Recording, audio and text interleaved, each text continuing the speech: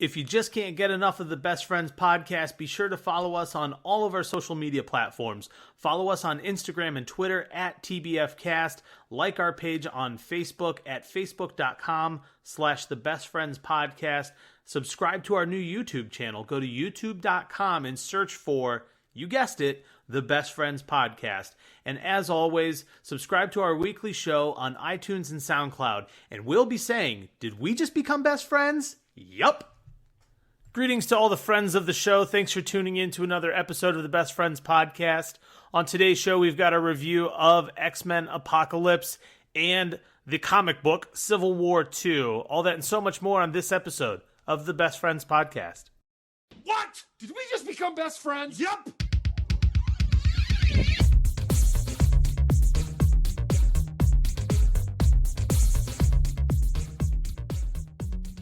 So I was like, all right, Skype, you're the boss. Let me upgrade. I have new neighbor stories I can tell on the air. I mean, I'm already recording, so you're on. Oh, you are? Yeah. Oh, okay, whatever. Hey, I'm lucky. Did I miss that?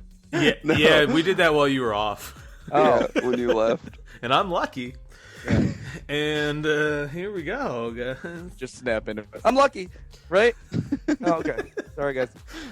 All Do it. awkward and in the middle of the podcast. Do- Like we did that Mark. 30 minutes ago. People listen are like, oh, that's who that guy is. Okay. Thanks. We didn't know. Yeah, I got to hear your neighbor stories. Oh, I had a funny story too. Traffic story. I'll tell you. Oh, I'll tell shit. you my traffic story. Yeah. I think It's like morning radio. We have banter. Unrelated to our subject. Yeah, but I mean that's good. I think I'm gonna keep all this. It's 8 minutes, so I'm just gonna keep it all talking about Chappelle and Jerry Seinfeld and stuff. Oh, okay. Oh, I didn't know you got that. That's cool. Yeah, And you got me signing off on Skype. So- yeah. Signing off, coming back, thinking that we're in the middle of the show, like Ben and I just started without you. I'm just a senile old man at this point. That's Where's my not- soup? Yeah. The soup's so cold. Can you warm it back up? Sure. It'll have cum in it. Like, okay. and have cum in it. Oh, they must have added sour cream, some sort of. That's what I never. I don't think I've ever sent food back because like I'm afraid of that just from watching. Is it Freddie got Road Trip? Remember Yeah. Road Trip? Yeah. It's like it's good. He's like okay. It is. Yeah, that's right. What's that Ryan Reynolds one? Oh, Waiting. not Van Wilder. It's Deadpool. Waiting. No, it's Waiting. No, it is Van Wilder. No, it's wait. It's Oh, waiting. waiting. Yeah, Yeah. Okay. Deadpool, Green Lantern. Which, oh, by the way, we got to talk about Green Blade Lantern 2. today. Oh, what We do we have to talk about it. I just want to comment on Green Lantern, but Okay. let's start the show. Oh, okay. All right. I hope your comments like I'm so glad they picked the color green for him. Yeah, big fan of the Emerald Warrior. Greetings, friends of the show. Welcome to another episode of the Best Friends Podcast. I'm Justin. I'm Ben And I'm still lucky. from before. Well, we already did this, but You're lucky from days of future past, yeah, I'm the Earth One lucky. who's come back in time to tell us, or gone forward. I have in a time. beard now and a wife and child. You're gay bear lucky. Signifying No. the passage of time. I mean, if that's my choice, then I respect myself for it, and you guys should all respect me for it. Lucky, you're such a PC But it wouldn't be my warrior. choice. I would be born with it, so I wouldn't have a choice. So You have a beard and plastic rimmed glasses, and you're always very ironic. You're social justice warrior lucky. I'm a great dresser too. Real I'm not just wearing comic book T-shirts all the time like I normally am. and to the gym. Yeah. Comic book. Hey, have you seen Under the Armour. Winter Soldier Under Armour? Looks pretty sweet. I thought of you. Some of Lucky. them I don't like the ones that are overboard that like look like pseudo costumes. Yeah, this one does. They're Under This- Armour Halloween Then costumes. I get the loose ones. I don't like the skin tight ones. I just feel like it's like overbearing or something. Yeah. It's like that Mitch Hedberg joke. You ever wear a turtleneck and a backpack at the same time? It's like a small midget choking you the whole time. There's another guy, and he does a joke about someone got him an Under Armour shirt as a gift, and he's like, the thing about Under Armour shirts, it just shows you everywhere you're not in shape to everybody. Like my stomach and boobs hang out. Right, it's great. They have love handles. Yeah, My rib It hugs cage. the love handles. My It muffin hugs and tops. accentuates them. Yeah. I just look like a skeleton with a Like, belly. oh, look at all 13 of Ben's ribs. Or 12. All Under Armour shirts are loose on him. Oh, is that loose fit? No, I'm swimming in it. It's the super compression kind. I added extra spandex to it. It's still loose. I'm wearing 3 Under Armour shirts right now. And they're all children's sizes. They're I still just too big. yeah. I just pull Okay, ladies' that's a dumb. tights over Okay, my I'm body. like jealous of the alter ego child ones because they have cooler ones. They don't make in adult sizes. I'm like, oh man, if I only. Oh. You know what's funny though? I'm diving into X-Men because Okay. this is what I no this You is what can hold back. no I can't hold back. But this is why though, because I just think it's funny that like last week on our podcast we all talked about how like pretty much nobody but me was committing to seeing it, and here we are a week later and everybody's seen it. Can't help. I wasn't gonna go see it, but my daughter wanted to go see it, so I was like, well, okay, I guess if I have to. Does she want to see it because Katniss is in it?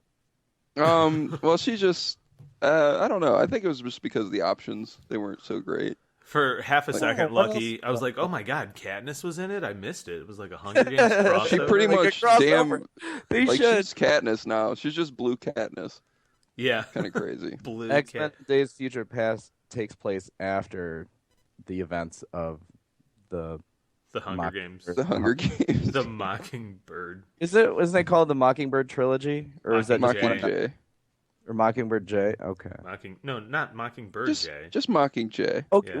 When that movie came out and like that book was out, I was like, what is this? Kind of like, so when Harry Potter came out, I tried to read the books, but I just didn't get into it. But then like the Mockingbird came out, I was like, I want to see what the hype is, and I like picked up the book and I was like, like I didn't finish it, but I was just like, this is definitely written for like young adults. It was like, Yeah, I'm not interested. I don't know though. I think some of those. I read all 3 of them in like 2 or 3 days. I don't know. Well, no, that's the thing. You can read them fast, but like I think there's just not enough in it for me as a reader. Says the guy who Yeah. reads comic books, and it's like, oh, this is really cool. This is really deep. yeah, you could argue that like pretty much all comic books are made for children as well, in a way. Yeah. Pretty much, if you're older than 12, you can enjoy comic books and the Hunger Games. Except for maybe Saga. I don't think I would show that to any. No, yeah, probably Children. not. There's Probably titties not in that it. one. And peepees too. And television's That's coming out of vaginas. Yeah. Wait, no, there isn't. Is there? Yeah. Oh, When I thought they had Prince- peepee heads. Prince Robot 4 has his kid. They show the TV coming out of the vagina. Saga. Oh, that's right. Okay, There well, are no 'cause it's limits. a child. Yeah. Real- but yeah. Yeah. Okay. All right. What are we talking about? X-Men. Okay. X-Men Apocalypse. Extraordinary man. The Extraordinary Men. So They don't say extraordinary men in it, but they do say extraordinary in the movie, like unrelated. I'm like, was that a shout out to Little- Stan little Lee? callback. Like, yeah, a little callback. Yeah. So Ben saw it first. And I loved it. And loved it. And he texted like the group text, our best friends podcast group text, out of the clear blue sky that he was going to see it. And then I came in like a falcon. You Yeah. made a strong stretch there because you said it was almost better than Civil War. Yeah. Yeah, and I still stand by that. All right. Well, defend your words, sir. Well, The gentleman from Cleveland has the floor. The distinguished gentleman. Or what's the town? Diamond. I'm in Diamond. the The distinguished. distinguished gentleman from Diamond has the floor. Yes. Yes. Ha, ha, ha. Yeah, I don't know. I don't know if I'll be able to defend it so much. It's just that I enjoyed say the why you hell like out it. of it. Just like, Well, I liked it because it was self-contained. It was like in this day and age, when you go see a movie like this, you're gonna have to be real patient if you want anything resolved. You're gonna have to wait we're 8 doing years. spoilers too, right? Oh, this Like, is yeah, total well, spoilers. yeah, okay. Spoiler alert! Spoiler alert! Yeah. And So- honestly, it's now Saturday, June 4th. Like, this movie's been out for 8 days now. So if you haven't seen it yet, that's not our problem. Yeah, and I recommend you go see it. Now, it reminded me of when I was a kid watching the cartoon. It really captured that feeling for me. Love 'Cause that. there was, there was oh, me too. That's one of the best theme I songs didn't really ever. notice the music in the movie, but go on. No, not in this one, but in the cartoon. Yeah, so it was self-contained. Like, I know everyone's like, yeah, Apocalypse kind of sucked. He was kind of bland or whatever, but he had his mission, and then he was stopped. It was resolved. Things happened in it, and it was like, yeah, cool. Like, I don't know. Civil War, nothing was resolved. Batman versus Superman, pretty much nothing. Everything's just like this cliffhanger thing where you have to keep going. And this movie was like it. You went, you saw it. It was real simple. Wasn't anything too complicated. And then I thought they did they did good by like Cyclops and Jean Grey and the whole They didn't team. do good by Havoc. Yeah, yeah. Well, he was in the '60s one. He kind of had his time to shine then. But Yeah, Feel bad for in that first actor, though. class. He's just like he got the script. He's like, "Oh, great! I'm in the new X-Men, and now I'll never be in an X-Men ever again." Thanks, guys. Yeah. And the other element that I loved about this movie was the teamwork aspect, where they all like nobody was like super like useless. I mean, you can kind of argue, but they all kind of had their moments and their parts that they had to play. Super useless. Why don't you That's kinda stay what X mention there, Jim? We got this one. We're good. We're good, man. Plus, All right. Mystique, Go ahead. Mystique's power is pretty useless, except she's clever with it. But just looking like somebody else is like if I was Yeah. Mystique and I could possibly look like Ben Falkenstein. I have the mutant That would be power pretty to look like useless. a shaved-headed Asian guy. Does that count?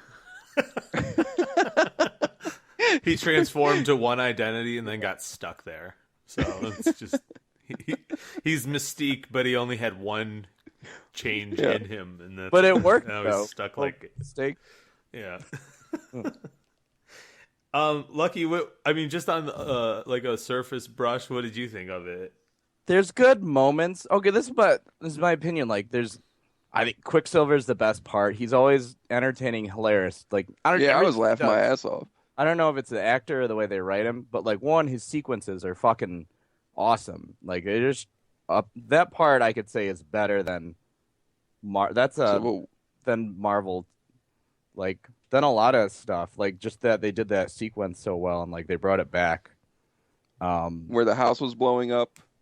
Yeah. Oh, and also that's funny because Deadpool in that movie just said, "Isn't this the house that always blows up?" Yeah, right. But so Quicksilver, awesome.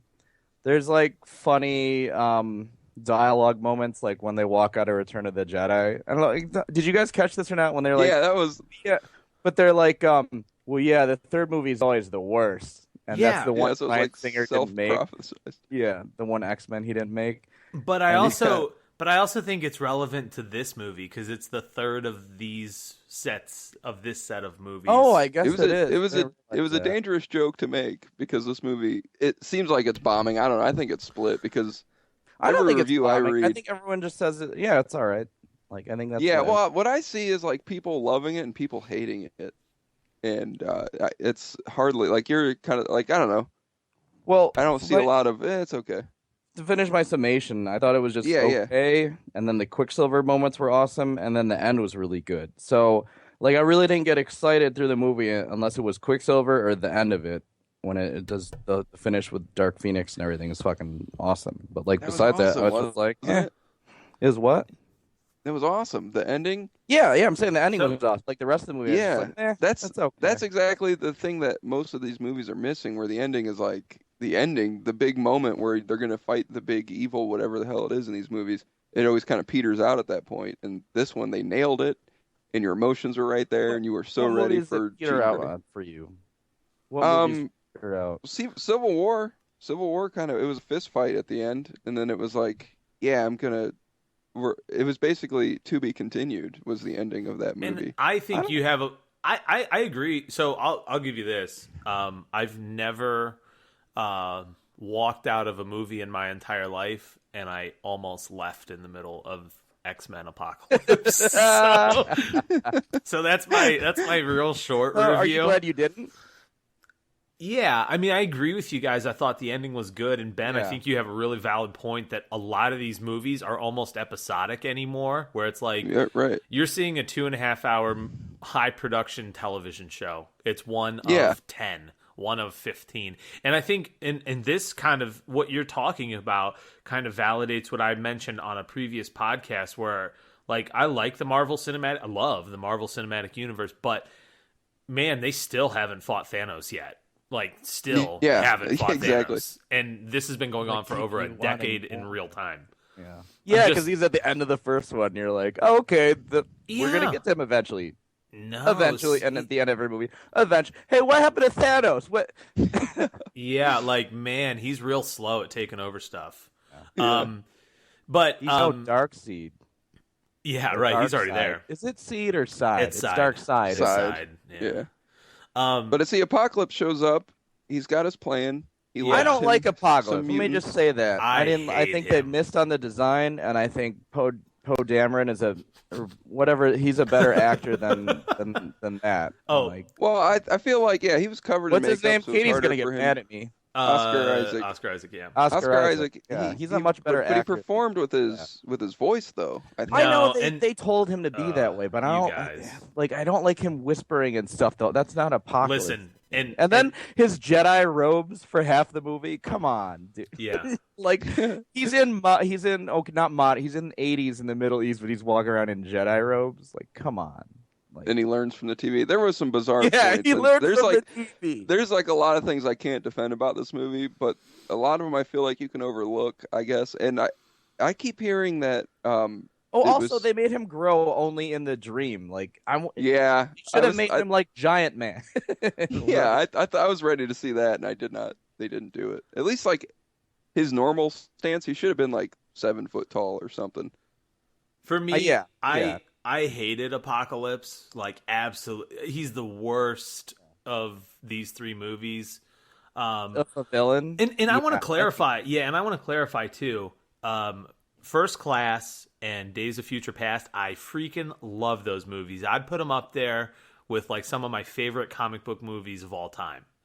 I thought that they were great, and I told again on a previous podcast here, I told you guys that I loved kind of the innovation of let's not reboot. We didn't do everything perfectly. We've got more X-Men stories to tell, but instead of just moving forward on the timeline, like let's jump all the way back and come around it from behind the timeline. And I Did thought a little that's rebirth work there. Yeah, they did. Yeah. And so But I that's like what that. I like this movie was the solidifying moment of all that work that they were building up to. This movie was that where you finally get to see the team. You get to see Cyclops kind of young again, and you know it feels like it makes sense again. It feels like everything. Okay, I can buy all this, and then Wolverine was thrown in there, and Which that's his also third everyone said the greatest Wolverine moment. part was cool. I didn't think it was I that thought it was cool. terrible. Oh, dude, Terrible. I was like, Cool. dude, I had You didn't- chills during it. Are you kidding me? I What don't know, does maybe he it was do? the mood I was in or something. Yeah, but I like, don't know. It wasn't as cool as I thought it would be. I found it gratuitous. Like, oh well, let's just put him in there because Yeah, that's we what knew it felt like we to me, that he was just thrown in there. It's like, well, we got to throw. People love the Wolverine. We got to throw him in there. He didn't have metal last time, so give him some metal, Yeah, I thought it. some adamantium. Did you guys laugh? Like I love the whole scene and like the way that they treated him like an animal. Like what's in there? Or, I don't know, some sort of animal. Then he busts Yeah. out, and then he's like actually killing people. Like he's like not just slicing people. He's like hitting them, and there's blood flying everywhere. And then so I loved all that. But then did you guys laugh a little bit when he ran into the woods? He like trotted like a like scared- a wild animal. It was like when the Native American guy throws the drinking fountain in One Flew Over the Cuckoo's Nest and just runs into the woods. exactly. Yeah. Like, oh, I guess it was kind of funny. Like, I wonder. I hope we don't ever bump into that guy again. Just like, Yeah. Well, yeah. and I think it does tie together his origin, where they've. I think when we first see him in the very first X-Men movie, he just comes out of the woods, like in the snowy forest or something like that, right? Yeah. He's hitchhiking in an area like that. Isn't that where He we was in a first see him? bar. No, he was in Oh. a cage fight in a bar, but that bar was set in like a snowy northern area. So yeah. What's with all these evil humans? Just like, these mutants are really good for fighting each other. Somehow, we'll capture them, even though they have superpowers, and then we'll make them fight for us. Yeah, and then there was For a cage fighting in this movie you're talking about. Yeah, there's exactly. more of it, right? I thought Humans are assholes in the X-Men universe. Man, I thought Nightcrawler was cool in this one too. I thought like the casting- Nightcrawler. I did yeah, too. Yeah. I did too. He was funny too. I thought he had some good parts. I'm trying to recall. There was that one part where Raven, aka Mystique, shows up to the X Mansion, and she's like in her regular Katniss looking, Jennifer Lawrence, and she's like, "You're not." She walks up to Hank McCoy, who's Hank McCoy and not Beast at this point. Oh yeah, and he says, That's right. "Oh, This is you're the- not," and she says blue, and she goes, "Well, I guess we have that in common." And then Nightcrawler pokes in and he goes, "I'm blue." And it's By like the way, you don't even see him there, and he kind of like pokes his head in from like the side of the camera. he does it like I'm 3 blue. times too. Yeah. He does the pop in. I guess like he's bamfing in, but not using his mouth. But also, hey, they didn't reference her being his mother at all. Like, No, they are did you that not in the. supposed to know that, or like, I what's guess the not. deal with it? It probably wouldn't work. I guess because she's like just a little bit old. Is I it- guess. Yeah, I don't know. She could have I had don't him know. at 17 and young. Supposedly she's like 40 in this movie because she was probably 20 in the 60s, 30 in the 70s. She'd be 40 in this one. Well, yeah, she So could be she like could have the been. Red Priestess. She doesn't show her age. Well, and 'cause she technically, was- since she's like a shapeshifter, she could shift herself into any age she wants. Right? yeah, if That's I had true, those yeah. powers, I'd always be hot. Yeah, I wouldn't have wrinkles. Right. Perfectly smooth ball sack. Those balls So- are smooth as eggs. As I left, I left Batman versus Superman, and I was like, I don't know how I really felt about that movie. Like that's kind of the way I felt leaving. Because you're not used to not liking a movie, so it was new to you. Yeah, well, I'm not. I went in wanting to like it and didn't. And this movie, I was the one that was like, I want to go see this movie. I liked the other two. I can't wait to see it. And when I went to see it, I was just I left the theater angry. I was like, God, why did that movie suck? And so I took a lot of notes on it in the car as soon as I got into the car to like keep everything fresh. I think. Yeah, I do. Yeah. No, Just read your I was notes, just comment bringing on it up. Just to go through them and read tell them. you what I do in life. Well, here's my here's the thing that I'll applaud them for, and that I feel sympathetic or empathetic that they had to deal with the movie, is that it's sandwiched between like two trilogies. So it's probably like, it's got the responsibility of completing the story arc of First Class and Days of Future Past with also trying to line up the continuity of the original X-Men movie. Would you say it's supposed to be the chosen one that's supposed to bring balance to the X universe? That's exactly what I'd say, Lucky. I think that's a wonderful analysis. So, okay, so here are some of the things that I hated about it. Number one, I hated Apocalypse. Yeah, I hated Apocalypse. Too. Well, can you do it slower and maybe we could get a chance to counterpoint you? Of course, I think we just stepped on him. because I have very little in here that I'm going to be positive about. So anything you can do to kind of raise this up, I would like for you. I think it's going to be good for you to do that. Okay. So it's called X-Men Apocalypse. And I think it should have been I think they should have just called it X-Men Architecture, because this movie had this horrible There's a lot undertone. of building in it. There's a lot. There's building and the tearing down of stuff. That's a great point. It They're begins. always building and tearing stuff down. It begins. Even the end, they're rebuilding the X-Mansion with the Magneto and Chief. And how many times do we hear Apocalypse say, "We will build a better one," and he's like screaming it every time he talks. It's so annoying. While he's doing face paint Yeah. for his teammate. They even call him a clown face in it. There's like they address how ridiculous he looks by having an Arab guy's like, "Shut up, clown face," and then he kills. But So I'm gonna like add to your point, Justin, instead of defend it. But it seems Thank like you. it seems like every damn movie with a CGI set of Egypt is required to have an extremely unnatural camera movements.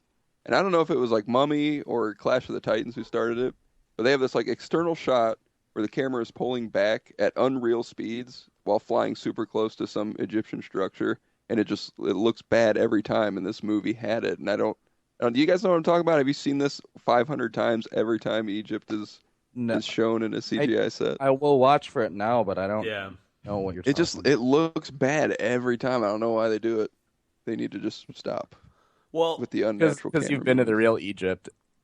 Yeah, you're like, I know what it really looks it's always like that. You're like, oh, this is why they do that. Egypt because that's just what it looks like. Yeah. Well, I don't know. It's not even the set pieces, because they could probably get away with the CGI set pieces and just like show it, from like a still shot somewhere. It's the fact that they've got a camera flying in a way that is not possible in real life with a helicopter with a boom arm. Yeah, it doesn't matter. And they don't do that with any other building.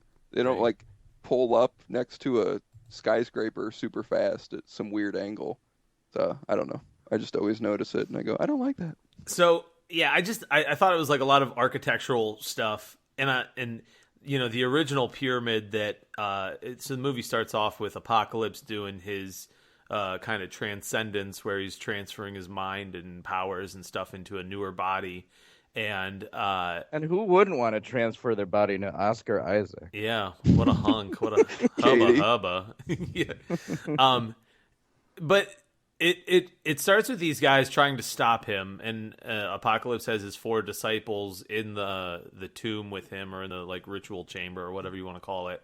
And they were kind of cool. I didn't get all their powers, but they were pretty cool. Like I wonder if they're based on real characters. Yeah, or not. I don't know. That whole scene was fucking awesome. I thought the whole movie was going to be that great. Well, because I mean, people were just getting fucking flattened and splattered and shit. It was crazy. I was like, whoa. I found it like a horrible design flaw because, again, this is X-Men architecture. This is not X-Men Apocalypse.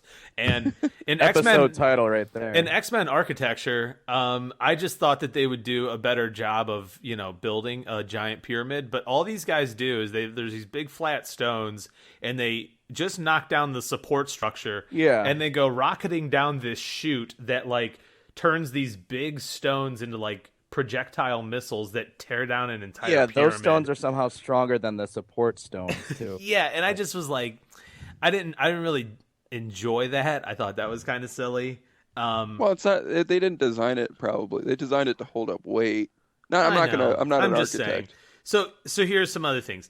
I thought the writing in the movie was terrible overall, but I especially hated like the what part... about like the story or like the dialogue? Let me tell you, because I have a couple of things.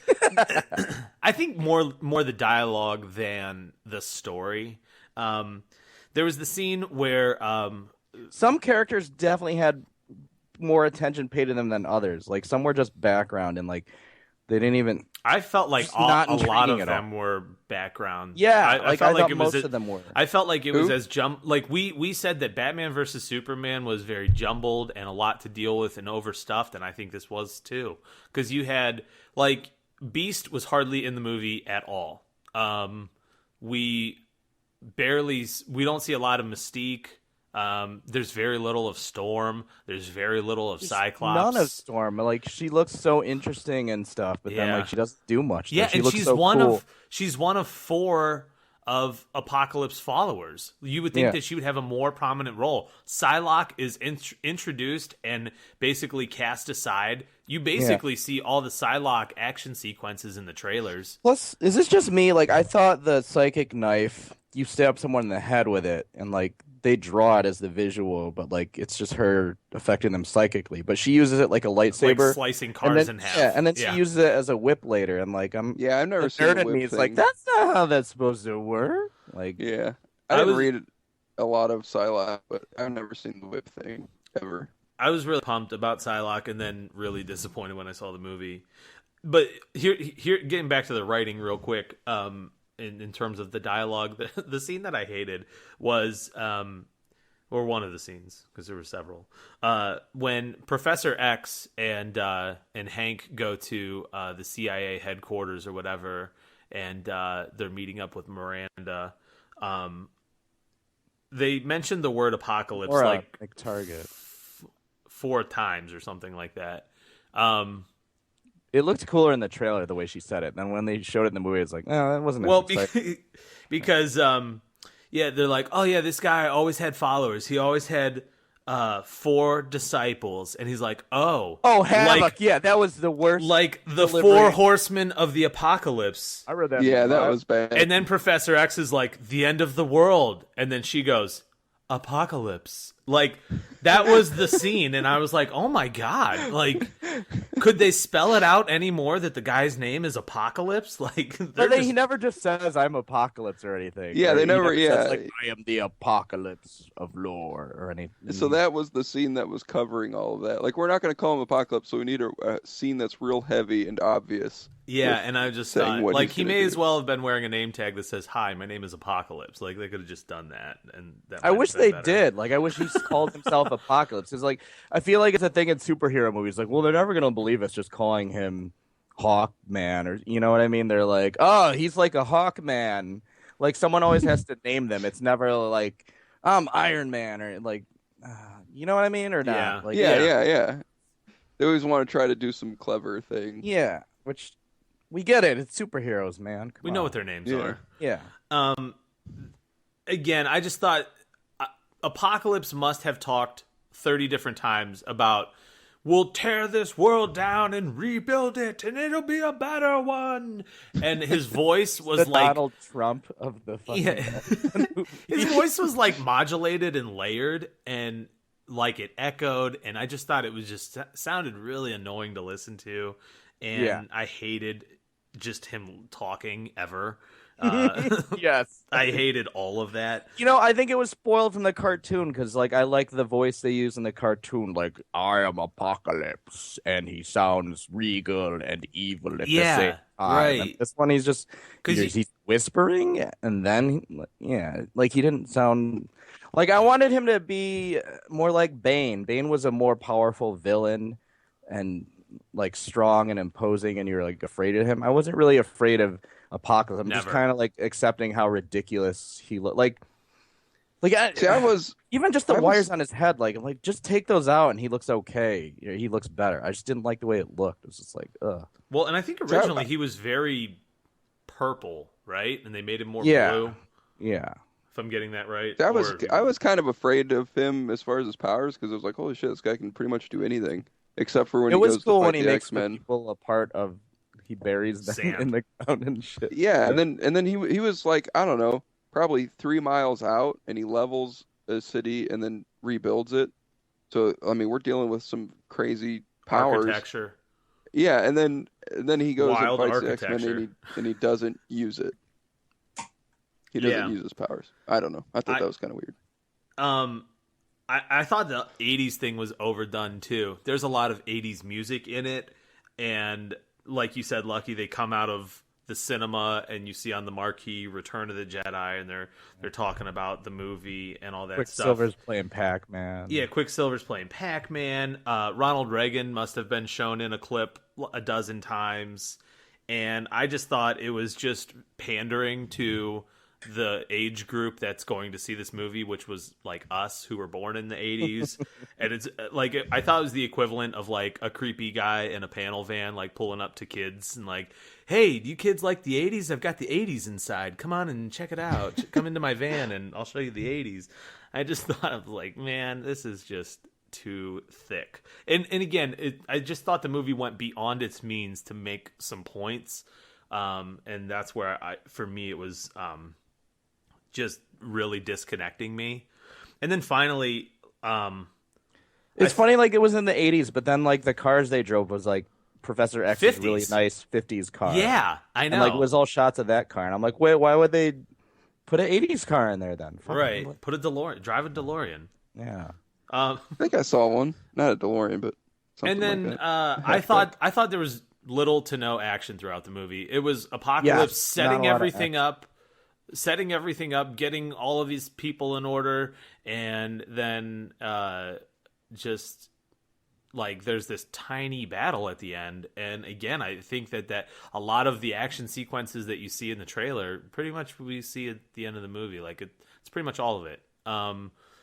And I thought that the special effects, particularly in that end scene, were not the best. I didn't think so either. I think their jumping looks funny. They're always floating whenever people get thrown and stuff. Like the physics looks off to me. Like okay, so I've thought that since First Class, though. I just think that's or maybe even that's just before. that I think artistic that's a Bryan choice Singer. of the X-Men movies. Yeah, yeah. Like if we're possibly... gonna complain about it for this one, we got to complain about it for all. Well, six, yeah. So I will complain about the other ones. Like I just don't like. I like the way the action looks in the Marvel movies a little better. I don't. Yeah. Maybe it's just because I like those movies better. I don't know what it is, but okay. So those were the things that I didn't like and had issues with. I will say, in a redeeming quality, Michael Fassbender as Magneto is amazing, and all his parts were interesting. I loved him. Yeah, with his family and stuff too. Yeah, and the cops are like, he ate dinner at my place. It's like, yeah, exactly. He's like, but you're a killer. He's like, well, I still ate dinner. You like me then. What's different now? Right. Yeah. Idiot shoots his wife and daughter. Yeah, then that scene, I felt that. I felt when he kills, when his daughter and his wife die. I was like, yeah, that was shit. Good. You guys and then know he those. uses that. Oh, go ahead. He uses that necklace to kill all those guards. I was like, that was holy cool. shit. I like that a lot. Amazing. You know, like if you go like the dollar store and they've got those cheap bow and arrows with like the little suction cup arrows. Yes. Yeah. That's the way I felt like that guy was holding the bow and arrow that kills both his daughter and his wife with one shot through both of their chests. Like a 20-pound pull on it. Yeah, he was just like, dink, like a little Cupid's arrow. And he was I think it was almost comical the way he was like holding the bow and arrow and like looking at, Magneto, and he just happens like, oh, whoops, I let go of it. And it's like the sniper shot of the world that goes through both of their chests at the same time. I just found that, like, again, I liked Magneto. I liked like Michael a Hawkeye Fassbender or in that Green role. Arrow powered arrow. Yeah, and I just was like, that's not what he was. He wasn't trying to do that. And if you accidentally shot someone, I felt like the way he was holding that tiny little bow and arrow, it probably would have just bounced off of a human, not gone through. But she's super soft. Yeah, everyone knows in the comics. Part of her powers. Was the daughter supposed to kind of be like, she kind of had Scarlet Witch powers, it seemed like to me too. She brought in all the birds. I don't know what that was exactly, but those are Falcon powers then. I really like the scene of the like smelting accident that Magneto saves him, but then I thought that was kind of like a shitty reason for everybody to report him like, hey, wait a minute, this guy's Magneto, he saved this guy's life, fuck him, go. Point out something funny someone pointed out to me last night, and I never realized this before about Magneto. So he has the power to attract and control metal, right? Mm-hmm. He's also Jewish, so they gave the Jewish guy the power to control metal. To control Jew gold. Yeah. Like, it just made me laugh. It's like, I can't believe I never thought of that. Yeah, it's funny. He's got it locked away in a safe that nobody can open but him. That's great. So, I don't know. So, those are my issues. Feel free to poke those are holes South in any Park of them. references, people. It's not our racism. It's Trey Parker and Matt Stone. Yeah. We didn't say it. We're just repeating what we heard. I think that's the definition of racism. Oh. I think that's exactly how it exists. Perpetuate. Yeah. I didn't. And then he destroyed Auschwitz. Yeah, and he did destroy Auschwitz. But yeah, I don't know. If you guys want to poke holes in any of that stuff, feel free. But those were the big issues. Oh, and the end battle. It's a battle between Jean Grey and Professor X, and it's like this mind battle where they're just, two fingers to the temple, and they're like focusing on stuff. And God, was it boring. But at the same time, there was an outside battle. I thought that was pretty cool. To go to the outside battle, this was what was funny to me. So, Apocalypse in the middle. Magneto's shooting all the metal at him. Cyclops is shooting him with his optic blast. And then Beast comes in and tries to punch the metal. Yeah. Like, I gotta help What the out hell's, too. what the hell's Beast gonna do? These guys are ineffectual. Maybe I can punch him. I'll get him. He saved. Like, Well, he saved. Oh, dude. Quicksilver. He had his foot broken, and then he was sunk into the sand. So he saved him, and then he saved Cyclops. But that scene with Quicksilver punching the hell out of Apocalypse was fun. that was as hell, awesome. too. I like that. Yeah. That was cool. That And was like cool. the little faces he makes too, even like when he's Yeah. rescued, he's just a fun character. That's their best character. Like I wish they spent that much work fleshing out everyone else. Like, why is everyone else well. important and only His sequences were even cool. Like the effects were better I than. love those parts. Those are some. I think those are my favorite scenes in any movie. All those Quicksilver scenes are great. Like Yeah. super And the only well problem done. I had with that entire end battle, just like with Apocalypse, not with the Four Horsemen, because I didn't think a lot of that stuff looked good. But with the end battle with Apocalypse, he wouldn't beat Xavier. The whole reason he like saved Xavier was so that he could absorb his power, because that's one power he didn't have.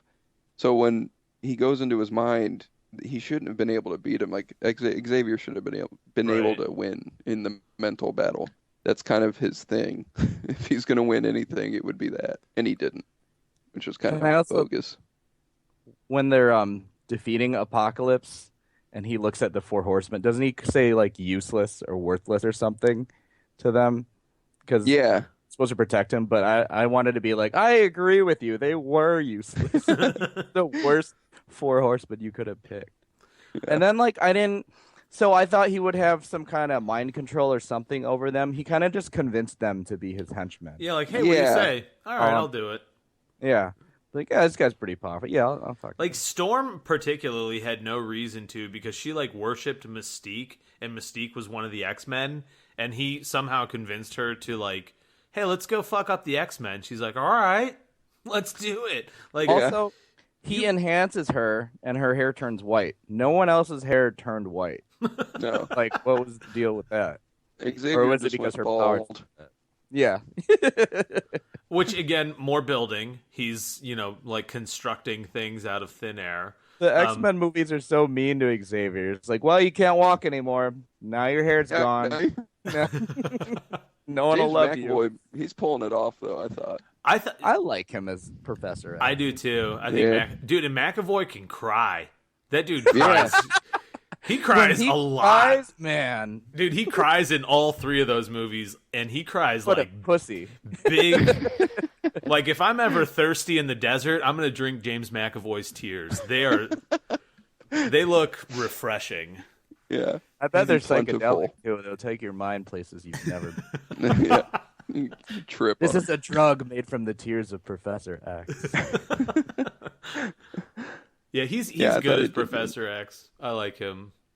I think the next movie, like, I don't think they did a lot of setting up in this movie as much as other movies do. They didn't, like, allude to, but next movie. But even so, I feel like next movie they're set up to be in a cool place. I think the next movie's going to be What would the great. next movie be?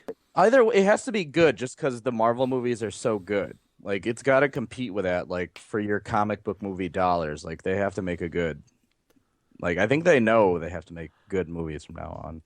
And I think Brian Singer, I don't think it's to do another one, at least for a while. So I'm kind of happy about that. Like, I know it didn't go so well last time, but I'm kind of ready for some new people to step in and take over. Even though I like this movie, yeah, I think they're ready for a change, a new direction. Yeah, and it's got Jennifer Lawrence was doing an interview recently, and they asked her about coming back to do it, and she kind of alluded to like a lot of legal stuff, like contracts are up and more money next time, and She's all a this huge stuff. star now, so I know it's like re-signing a first-round draft pick that had 3 All-Pro seasons. right, and so.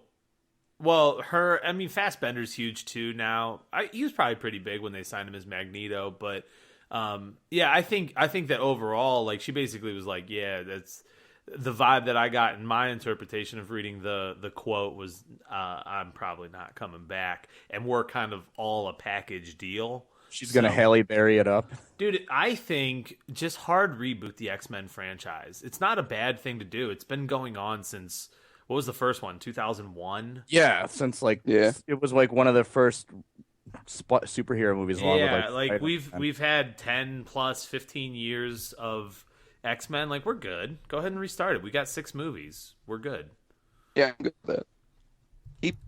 Well, maybe the next one will take place in the 90s, and you'll see that X team that they showed at the end there. Yeah. That excited me. What happened to the White Queen? She died.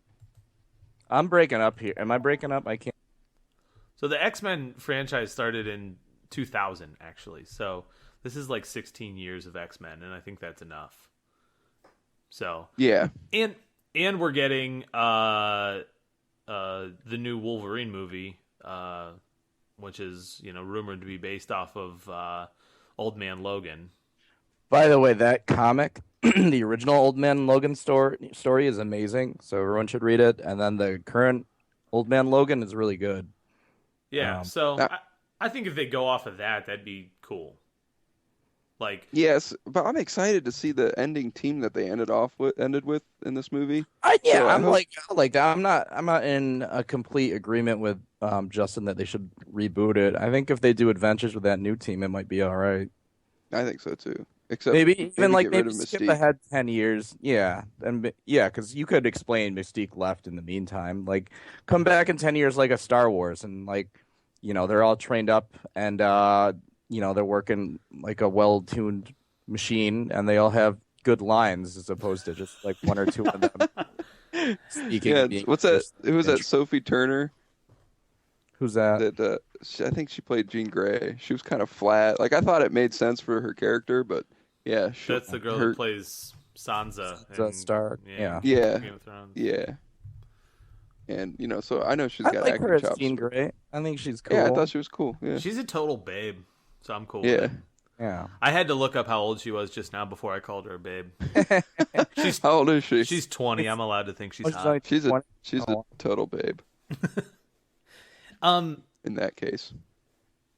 Well, see, I guess here's the thing though about like reboots and all this stuff is that why not just like, I don't know. I don't think anything needs to be like hard rebooted. Like, just start right now. Like you guys are saying with the team of X-Men that they've kind of established in this movie, and even with the actors and everything, like, just start there. Who cares? You don't need an explanation. You don't have to reboot with all new characters, all new director, all new actors and actresses. Just start right now with what we've got, and who cares if it crosses over the timeline? If it all doesn't match up, no one's gonna care. None of it makes sense anyway. So just roll with it. Yeah, that's where I'm at with it. Yeah, that's what do you think they'll explain Havoc's alive at some point? Or you think he's just dead? Dude, it's a comic book.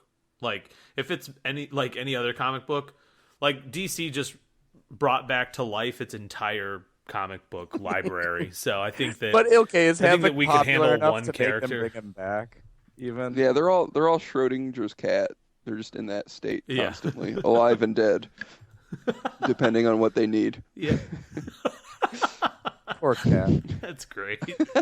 It's so true too. I never thought about it exactly like that.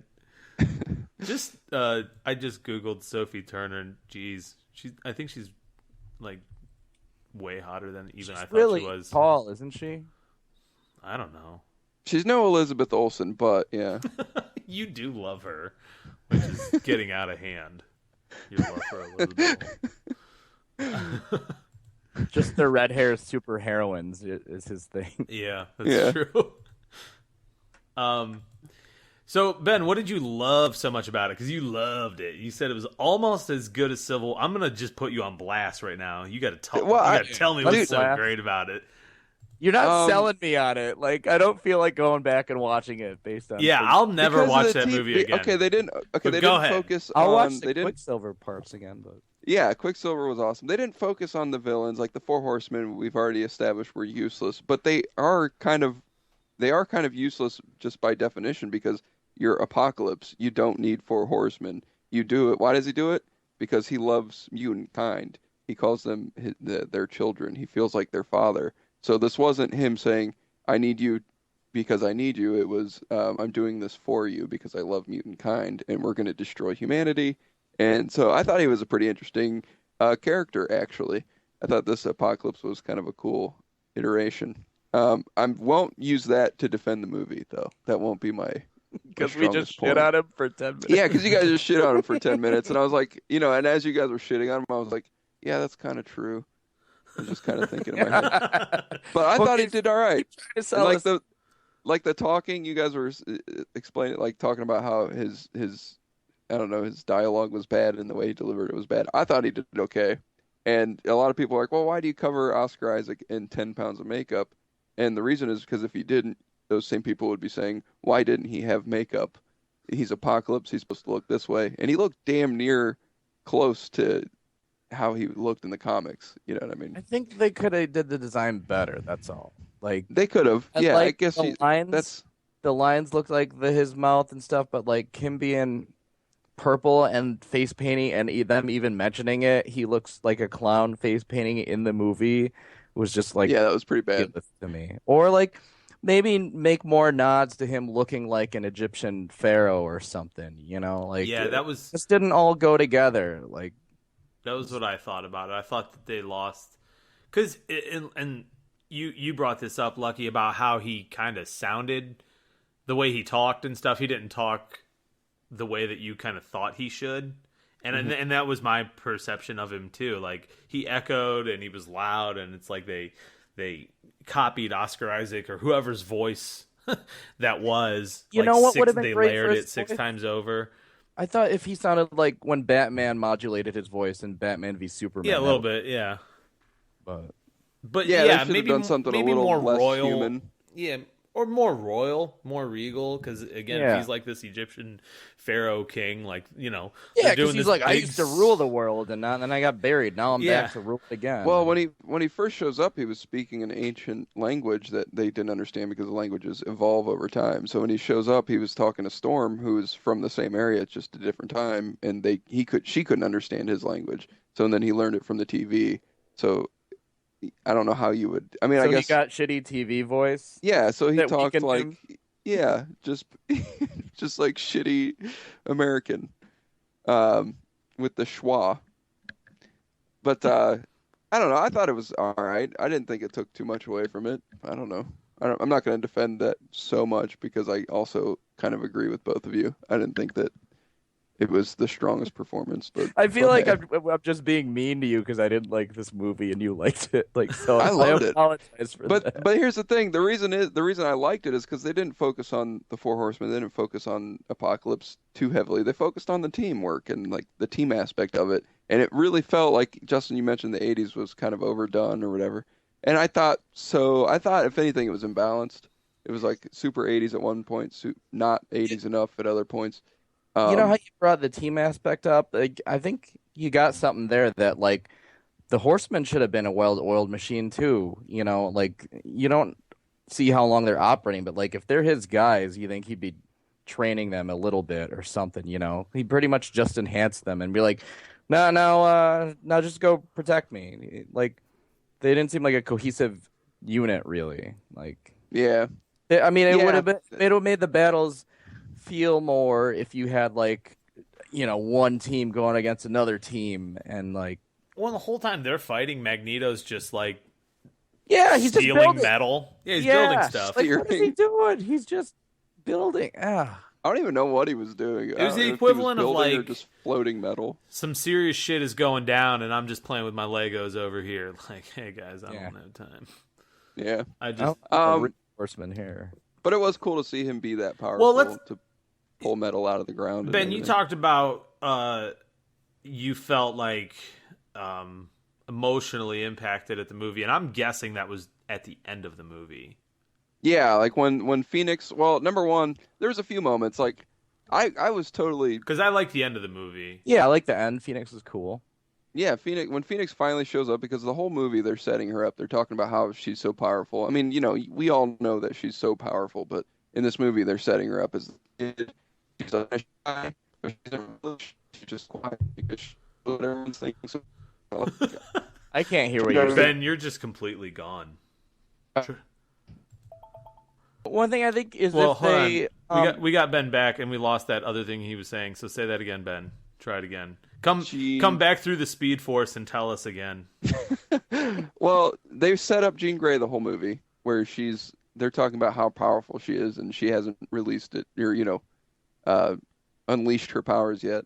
And she's just kind of being this quiet person because she can, I don't know, she's just an outcast. She's so powerful that humans are afraid of her and her classmates are afraid of her. which I also And didn't get why they're like, oh, everyone hates me, and like she's the most normal looking one, but like they're just like, Yeah. ew, Jean Grey, she's in our heads, she sucks. Well, her strength, I guess. They're just afraid of her power because she's like having those weird dreams and everything, and I don't know the way everybody reacts to her, and I think people feel it. I think people were feeling her little bursts. I'd like Anyway, to so first. yeah, so at the end when she finally unleashes her powers to the full extent, you're like, yes, you felt it. They built it up nice and they paid off, and that was what I liked about it. There was not a lot of, I mean, there's payoff in all these other movies, but rarely, you know what I mean? Because they're, like we said, they're episodic, and this is like in one movie we get the build up and then the payoff, and it was great. I love that aspect. And then the other thing is I like that she didn't make all the other members obsolete. They were all helping in it at one point or another. And so I don't know. It was just a cool, and it felt like to me watching the old X-Men cartoons of the 90s and just the look of it, all the references. Jubilee. So I don't know. Jubilee was Jubilee's it? Just even nothing in it. I know dumb. she's totally not in it, but She didn't even use her powers once. I think she's Yeah, but in seeing her, I felt once, Justin, not but once, as Stephanie not would but say. once. But seeing her, I felt like, yeah, this is X-Men. This is the X-Men that I know. agree. I don't know. Well, my favorite part that I thought was like emotionally touching was when so Professor X, if you guys haven't seen this movie, Professor X had this relationship with Moira McTaggart previously, and he sees her in this movie, but she doesn't recognize him because he kind of stole those memories from her so that she wouldn't remember him anymore. And What do you? I don't remember why he did that. It's been a while since I saw First Class. Why did he erase her memory? well, she was involved when he gets paralyzed, and he didn't want her to remember him like as being paralyzed and going through all of that, because she was with him on that first mission where Magneto like sends the coin or the bullet into his spine or whatever, that like paralyzes him. So I think that was really what it was he didn't want her to have these great fond memories of him being this great guy that she loved back when they were in school together, and he was himself, and then being this paralyzed guy in a wheelchair. That's my take on it. No, their scenes were really touching at the end, and even like when he's visiting her, he's like, "Oh, you have a son. Does he have a husband, or I mean, a father?" Right. That was fun, but like that goes back to what we were saying. Like only certain characters have really good scenes. Like not. Yeah, well, the scene at the end where he kind of like, again the telepathy kind of, or the telekinesis or whatever, where he's telepathy, yeah, you can move stuff. I know. No, you don't know, Justin. Because I just fucked it up. Well, anyway, yeah, he touches her temple, and you can, that's the physical cue that he's given her those memories back. And, I thought that was really touching, and I liked their relationship a lot, which I thought was really well developed in, like, especially the first movie, in First Class, which, I don't know, might be my favorite of all of these movies. It's hard to say. That's where they actually wore you're selling me on is rewatching First Class. blue and yellow. Yeah. But I like that scene at the end a lot. I thought that was good. Like, I'm glad I didn't walk out, but only because of that part. Yeah, the end but like the rest of the movie was like meh. Like, what did you guys think about Apocalypse making Archangel to the song Four Horsemen by Metallica? Yeah. It was a not so subtle. Once again, yeah, the movie really lacks subtlety. Because really they're like, does. hey, you guys like Metallica, right? Because Metallica was a cool band that really the kind of 80s. came Had this about song in called the 80s. Yeah. And this movie, did we mention this movie takes place in the 80s? Because if you didn't pick up on it from, the clothes that they're wearing and all the movies that they're watching and music they're listening to. It sounded like the theme, like I bet if you listen back to all the songs, it's like the soundtrack from Grand Theft Auto Vice City. Like that's what I think. Yeah, yeah. Also, I just thought Angel was annoying. Like, Yeah, I didn't like him like at they're all. like, oh, he's all drinking beer because he's washed up and Nightcrawler fucked. Oh, that was the thing. Like when he goes to fight Nightcrawler the second time, I thought he'd be like, hey, you're the guy that ruined my wings. Check out these new ones. Like they didn't reference it at all. They're just right. No, Or yeah, did I miss that? yeah. Like, No, you're right. I was waiting for him to say something like a nice callback, but there's nothing. It's just Right. like, The movie was too focused on getting to the end of itself at that yeah. point. And so are we. But okay, one thing I want to say is I thought maybe it'd be more powerful if they included more biblical references, like if he said he was Apocalypse, and even in the cartoon, when he makes the four horsemen, he's like, "My angel of death, pestilence," he calls by the actual four horsemen. Like, why wouldn't you tie that in? Because like it adds a bit of mystique to it. Like, you know how like in Indiana Jones, like there's that mystery of it, because it's mystical from like the Bible and shit. Like, why wouldn't they reference that and like put more into it? Like, oh, he is the Apocalypse that we're talking about in the Bible, and In the Bible, yeah, that would have been cool. I know, I agree, and they carry just a lot mention more it weight. real quick, and like it's real awkward when they mention, like, it's like, I read that in the Bible. Like it's weird for him to read the Bible. I just don't get that. They could have done it better. That's all. Yeah, I agree. I agree. Yeah, it was. I give it all in all. I give it a 10 out of 10.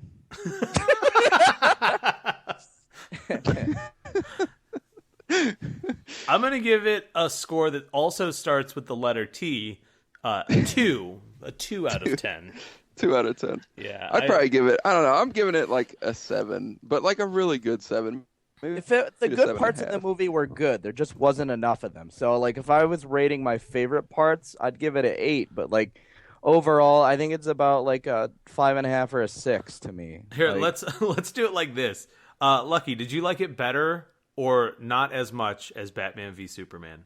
ooh, oh, that's a good grading Better. system. Better by far. It was Ooh. better by far. Well, to me, it's But it's this- a bit of the same in like Batman v Superman. There were parts I really liked, and then there was a bunch of trash. So I don't know. Maybe I think I like it a little bit. The ending was definitely better than Batman v Superman. So I think I like it just a hair better than Batman v Superman.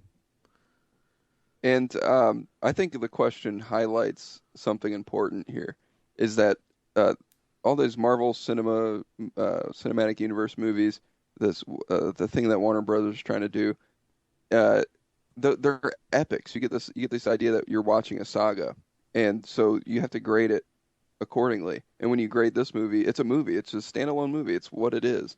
So I feel like it's kind of unfair to. Well, I don't think it's standalone. to compare. X-Men has done a better job than Warner Brothers at making or Fox, whoever has done a good job of making a universe with the X-Men movies. And now with Deadpool, maybe we'll get other separate movies that are part of this shared universe, like X-Force and X Factor. So I think, you know what I'm stage for mean it. though, right?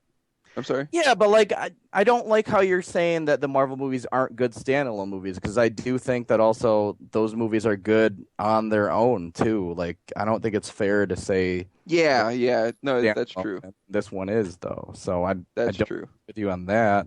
I think I do agree that it is fine on its own. Like if I didn't know about any of the X-Men, I could still watch this movie and enjoy it.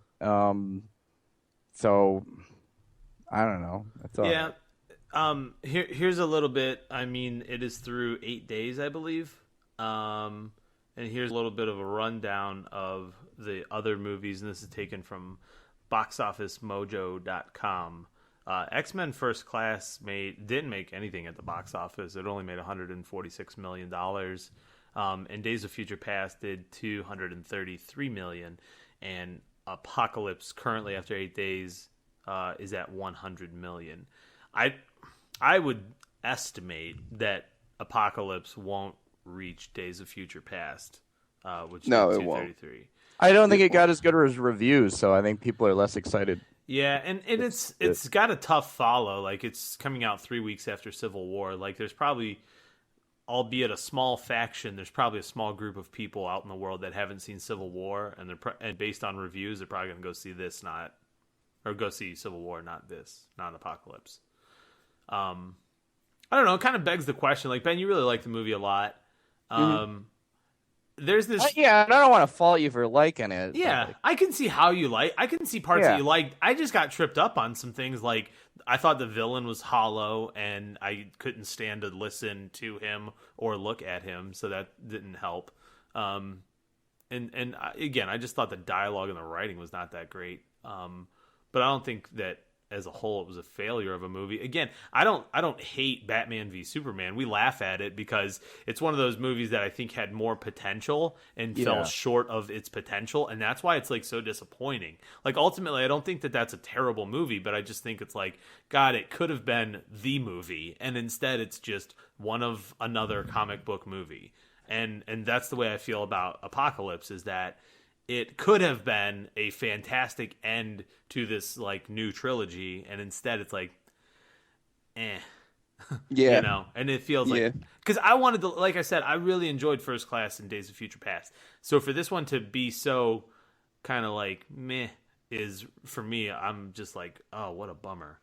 Well, what's funny about the three of them is Days of Future Past was my most meh. Really? The ending of that movie I loved. Loved the ending of that movie. I remember really liking that movie. Yeah. It's just kind of funny. And then on this one, I feel like I think I was just so put off by the fact that it was the universe was so inconsistent. And I really, honestly, probably at the time didn't realize that this movie, the Days of Future Past, was trying to rewrite it, kind of, and end with, okay, this is where we're at now. And then this movie is kind of rewinding and resetting everything. So I kind of enjoyed it. I liked seeing that aspect of it as well. I felt like that Days of Future Past was the reset, and this is the definitely of that reset. Yeah, I think that's what I mean, is like I wasn't on board for it then, and now that I see the result of it, I'm on board with it. I like what they did. Okay, is this your favorite one out of the new X-Men trilogy then? Between First Class. First Class is still. I thought that one was solid as hell. I think that's solid too. I think I enjoyed watching Days of Future Past, but I'd have to watch First Class again. It's been a long time since I've seen that, so I might go back and watch both those movies. You know what's? I'll tell you. I'll admit something here about Days of Future Past. I don't like that there is a possible future where the X-Men can't beat the Sentinels. I was really like emotionally upset by that, which I know I was supposed to be, but that's the point. Yeah, I know. Like, that was the whole point of it, and I was like, no, the X-Men would win some fucking how. I know going back in the past is how they won, but they basically made it to where they didn't have to fight those Sentinels, and I just want there to be, like, I don't think Cyclops or Colossus would get his head chopped off. And I don't like that there's a possible future where that would happen. Well, Sun Tzu did say that the acme of skill is to defeat your enemy without fighting them. Lucky. You just took it to a place. Hey, brought out the art of war on the podcast. I don't like the design of the Sentinels they picked. Like, I don't either. Didn't like that either. Humanoid robot. I want them to be a little bit ridiculous. Like, I feel like sometimes certain comic movies are afraid of the ridiculousness of it, but I think the ridiculousness of things is what makes stuff cool. Like in Fantastic Four, how they didn't have Galactus, or in Green Lantern, how they didn't have it's not Sinestro, or what the fuck was his name? The big cloud monster. Parallax. Parallax. I want to have like Parallax in it, and then in the X-Men movies, how they don't want to have the Sentinels look like too much like the Sentinels from like the classic Sentinels. Like, and then look at Guardians of the Galaxy. What's that? Guardians of the Galaxy, where the planet Nowhere was literally a giant head.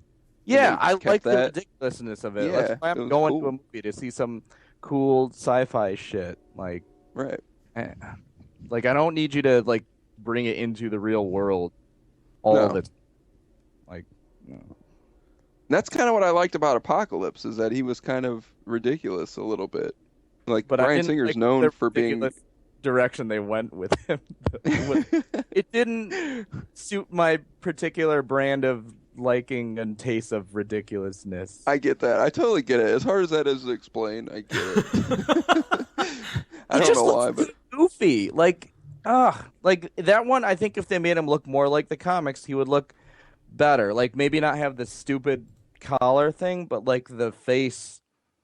Uh, like remember yeah, that picture I he's showed a you cool, guys of like imposing. that one guy designed to look for Apocalypse? Like maybe just put It like a was, little makeup on him, but like I don't like the whole bluing of the face thing. And like yeah, it's kind of weird. They didn't explain it. Like, does the suit make him look that? Because he just got into a fresh body.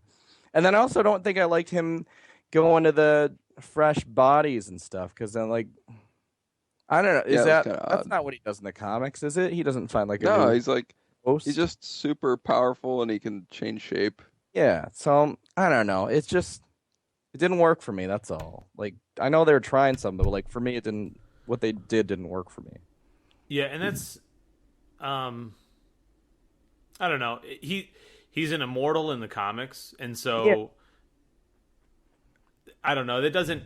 I think that kind of makes him a little bit of not being an immortal. Like the definition Yeah, of an immortal is that you'll never die and you're going to live forever. But if you have to transcend and transfer your, you know, your consciousness into another body, you're not exact. I mean, I guess you're immortal, but like Yeah. with an asterisk on it, like not yeah. quite. Yeah. But You're like not that one Omni. body lasted for those thousands of years that he was buried. Oh, by the way, I think I might have missed this. Like, what? How did he just escape? Was he clawing his way up, or what? What released Apocalypse? They had that whole The like sunlight. that like cult. There was that cult that kind of dug him Oh, out. they dug him up. Okay, okay, so I missed it. I was yeah, okay. Yeah, but then the sunlight hit that weird machinery that he had, and then he like exploded out or something. So he did. There was a weird thing. Like Where they did his didn't dig him out. disciples go then for the rest of the movie? He just went and found four horsemen Different. on his own, but like Well, they weren't mutants. They were like humans that that's what I'm saying. Shouldn't he have like followers too? Then where did they disappear to? they were all about him. They were like, yeah, this is gonna be cool until he happened, and then they were like, oh shit, everyone run Oh, okay. immediately. Kind of Indiana Jones like, where yeah, this is cool. We're in a cave. We're chanting. Oh shit, it's rumbling. Run for your life. Why didn't we see this coming? It's always a But good yeah. idea until it's a bad idea. Uh, so, yeah, all in all, I'm not a big fan of the movie, but it's not the worst thing in the world. I wouldn't recommend anybody to go see it, honestly, but that's me. That's me. Yeah, wait till It it comes hasn't out. turned me off to. I'm still excited about new X-Men movies, especially now in a post Deadpool world Right. where I think the Wolverine movie will be cool. Like I do think they toned some of the violence down in that Wolverine scene just because it's not R, but like just I know I don't know why I didn't like it. Like I feel like I should have liked it more, but like I mean compared to the action sequences in Deadpool and then like also like the Which fighting had and such a action smaller sequences. budget, by the way. Like, Yeah, like it's just the writing and designing of those sequences. They could put more in it. It just could have been better in And it's X-Men. exactly why the X-Men Origins Wolverine should have been rated R from the get-go. They were just too afraid to do it at the time. right. And So, now There's they're so many gonna things do it. wrong It's with gonna that be movie though. I don't Deadpool and that that movie. but like, That movie was so fucked. yeah. Do you guys remember? I liked him and Sabretooth, and then the intro of them being old in time was fucking awesome. Them going at all the different wars. Like, there's some things I like about that movie too, but like, yeah, overall, it's just like, meh. And the end, that's a movie where the end petered out for me, like you were Well, saying. Do you remember what happened when that movie came out? It was like one of the first movies to fully leak onto the internet, Oh, I saw that version, yeah, without the and it was special like, stuff. yeah, and they were calling Sabretooth dog instead of yeah. Sabretooth. And do you remember the parodies that came out of that where basically everything in that movie was CG? And Ben, I Yeah. don't remember if you remember the one. I remember we watched it and we were just dying laughing, but it was just a guy with these well, he didn't even have claws. They're like, hey, do I have claws? They're like, no, don't worry about it. We're going to CG them in. And he's like, so what am I doing now? And like, you're fighting all these like robots and aliens. Just start thrashing. And don't worry, we're going to CG him in. he's like, where am I? He's like, you're on a motorcycle, but don't worry, we're going to CG that in too. and then he's like, all right, give him the line. He's like, don't mess with me, bub. And like that was it. And that's basically, and it's so sarcastic, but I think it's so damn true about that's basically what that movie was. He went to the George Lucas School for Gifted Filmmakers to learn how to Professor L. big loose green screen set. Just... Everybody wore green spandex on a green background. And they're like, don't worry, we got this. Look at the X. Be more afraid of it. Like, Speaking of CG, I did something over the past couple of days.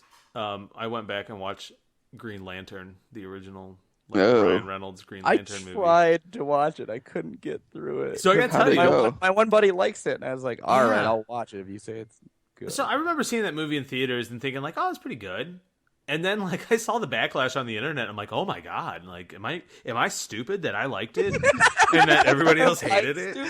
No, and I watched it again just the other day, and I'm like, no, the movie's not bad. It's not a good movie. It's not the best movie, but it's not the worst movie ever. And again, box office numbers.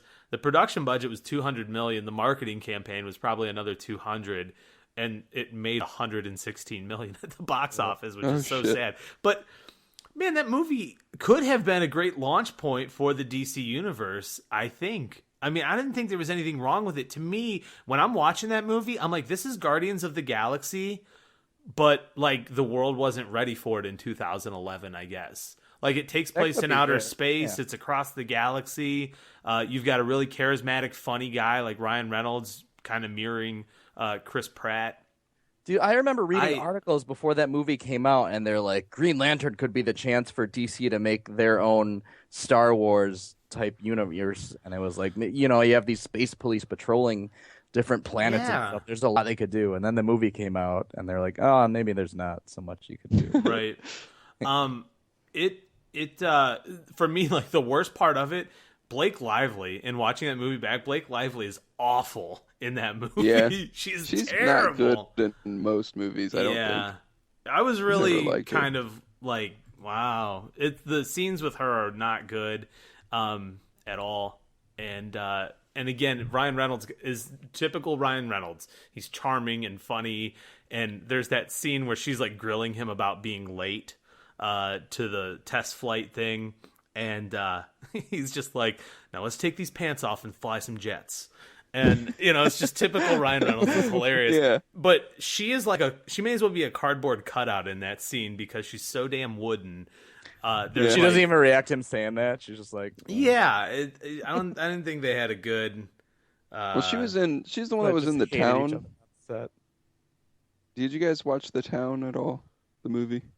This one in Boston. Yeah, she was in that. It's been a while. I think I saw. Yeah, and it's just basically the same thing. Yeah, I believe so.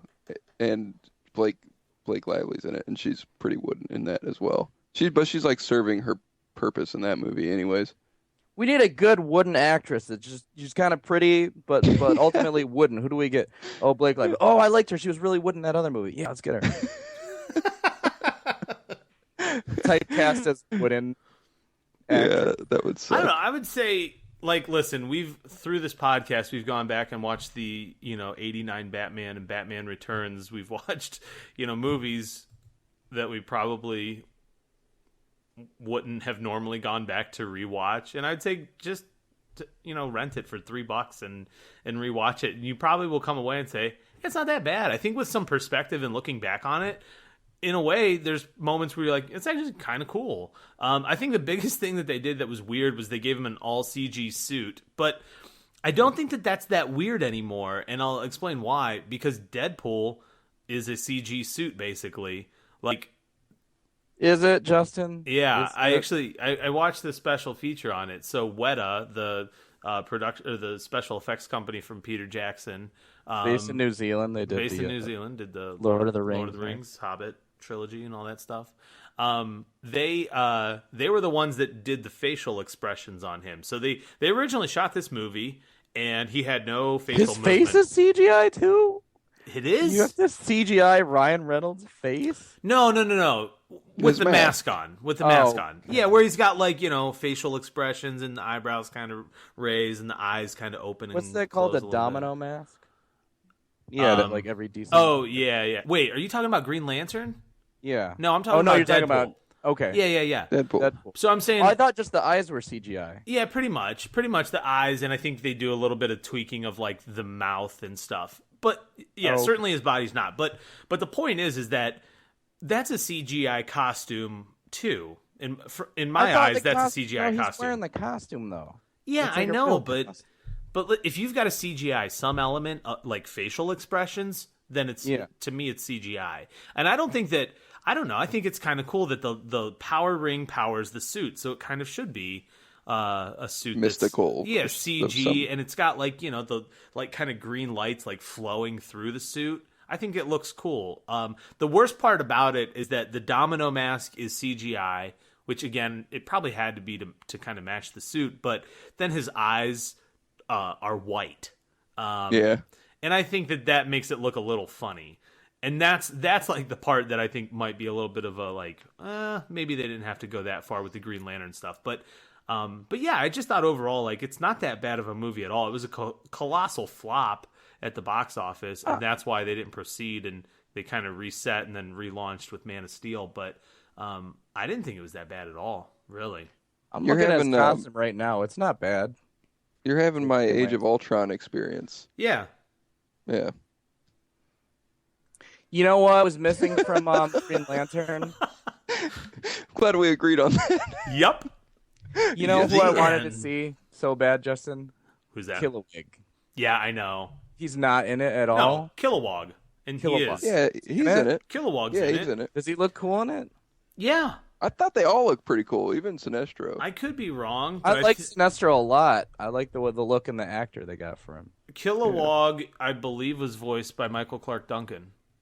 Yeah, that is true. I remember that. He's dead now, right? Yeah, it's dead.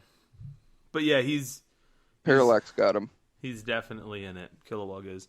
It's the little one. There's like a little chipmunk. Kilowog looks just like every other character Weta has made for like Lord of the Rings. He looks like one of the orcs. He's like an orc, yeah. Oh. And that's Also, I think Kilowog played. I think he actually played Doomsday in Batman v Superman. They kind of look similar. so. There's a. That just fell flat on Justin. I'm sorry. They recast him. I'm focused on telling you about something. Okay. Typecast him. And this is something that I think that the movie missed, and maybe in retrospect it was a big miss. But there's a lantern of the Green Lantern Corps named Chip, and it's CH''P, and he's a little chipmunk. And I'm like, that is Rocket. He's not in the movie, but he could have and probably should have been. Yeah. But like, Justin, that I is wish Rocket you told Raccoon. me this before. I would have watched the movie if we're going to do a Green Lantern review, which we can still do. I'm not doing a review. I'm just saying it's not that bad of a movie, and suck it. Okay? That's all I'm saying.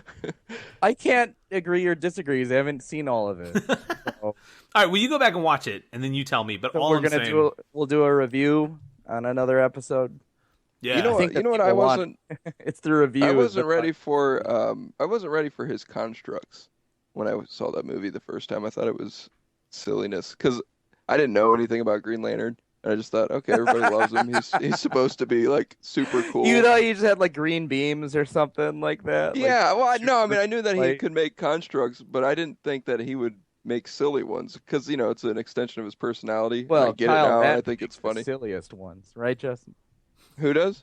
Kyle Ratner, Rainer. Said it. Rainer, whatever. Sure. Was he a Earth Green Lantern? At Yeah, one point? he is an artist, so all of his stuff is like artsy and cool, and fantastical.